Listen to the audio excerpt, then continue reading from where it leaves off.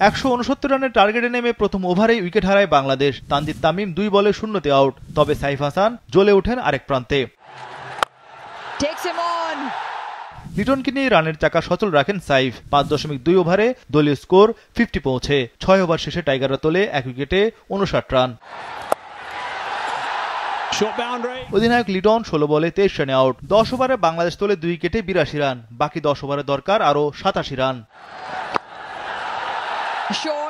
সাইফ হাসান 36 বলে 50 তোলেন। এটি তার ক্যারিয়ারের দ্বিতীয় 50। হৃদয়ও তাকে দারুণ সহায়তা করেন। 12.3 ওভারে দলের স্কোর 17 রান। সাইফ হাসান 45 বলে 61 রানে বিদায় নেন। 15 ওভারে বাংলাদেশের স্কোর 3 উইকেটে 130 রান। শেষ 30 বলে টাইগারদের 39 রান দরকার, হাতে 7 উইকেট।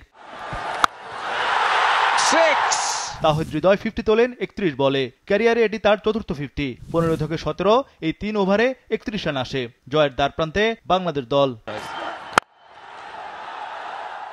37 বলে 58 রানের দারুণ ইনিংস খেলে আউট হৃদয়। ততক্ষণে বাংলাদেশের হাতের মুঠোয় ম্যাচ। শেষ ওভারে ম্যাচে নাটকীয়তা মোড় নেয়। জাকের আলী ও মেহেদীর উইকেট হারায় বাংলাদেশ। অহেতুক 2 উইকেট হারিয়ে অস্বস্তি টাইগারদের। শেষ পর্যন্ত 1 বল হাতে রেখে 4 উইকেটে জিতল বাংলাদেশ। ওয়ালটন এখন দেশের সীমানা পেরিয়ে পৌঁছে গিয়েছে 50টিরও বেশি দেশে। ওয়ালটন, ঘরে ঘরে বিশ্বজুড়ে। এর আগে টস জিতে ফিল্ডিংয়ে নেমে চাপে পড়ে বাংলাদেশ। কুশল মেন্ডিস ও পাথুম নিসাঙ্কা দুজনেই মারমুখী ব্যাটিং করছিলেন। দ্রুত গতিতে রান তুলছিল শ্রীলঙ্কা। অবশেষে পঞ্চম ওভারে ব্রেক থ্রু আনলেন তাসকিন। পাথুম নিসাঙ্কা 15 বলে 22 রানে আউট। 6 ওভার শেষে শ্রীলঙ্কার সংগ্রহ 1 উইকেটে 53 রান। শেখ মেহেদী বিদায় করেন কুশল মেন্ডিসকে। এই লঙ্কান ওপেনার 25 বলে 34 রান করেন। ম্যাচে সোহান রিশাদের বদলে একাদশে ফিরেছেন শেখ মেহেদী ও শরীফুল। কামিল মিশারাও বিদায় নেন মেহেদীর বলে। মিশারার সংগ্রহ 11 বলে 5 রান। 10 ওভার শেষে শ্রীলঙ্কা তোলে 3 উইকেটে 72 রান। কুশল পেরেরা 16 বলে 16 রানে আউট। এবার উইকেট শিকার মোস্তাফিজের। এরপরই দাসুন সানাকা ও চারিত আসালাঙ্কার ঝড়ো ব্যাটিং শুরু।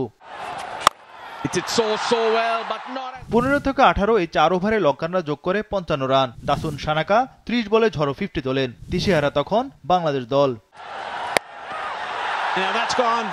19তম ওভারে টাইগারদের স্বস্তি এনে দিলেন মুস্তাফিজ। Asalanka run out. কামিন্দু হাসারাঙ্গা দুজনকে বিদায় করেন কাটার মাস্টার। মুস্তাফিজ 4 ওভারে 20 রানের শিকার করেন 3 উইকেট। 20 ওভারে শ্রীলঙ্কা তোলে 7 উইকেটে 168 রান। দাসুন সানাকা 37 বলে 64 রানে অপরাজিত ছিলেন।